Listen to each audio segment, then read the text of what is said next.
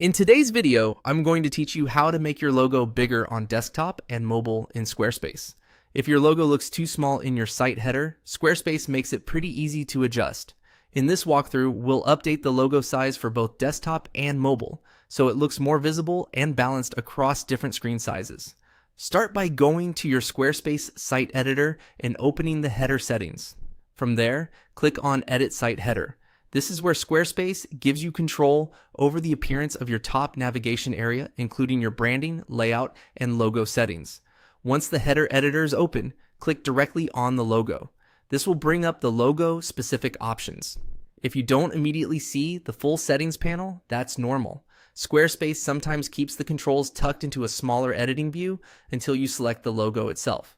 After selecting the logo, click the pencil icon to edit it. That pencil icon opens the design settings for the logo area, and this is where you'll find the size controls you need. If you're following along on your own site, take a moment here to make sure you're editing the correct logo element in the header and not another image on the page. Now adjust the logo height setting.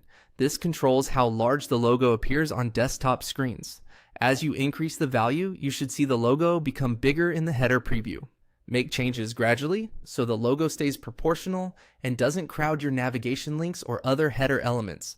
A larger logo can strengthen your branding, but you still want the header to feel clean and easy to use. Next, adjust the mobile logo max height setting. This is the option that affects how large the logo can appear on mobile devices. Since mobile screens are smaller, this setting is important for keeping your logo noticeable without taking up too much vertical space. Raise the value until it looks right in the mobile preview and make sure it still feels balanced with the rest of the header layout. As you make these changes, it's a good idea to visually compare the desktop and mobile versions so your logo feels consistent across both. The goal is to make it more prominent while still keeping your site polished and professional.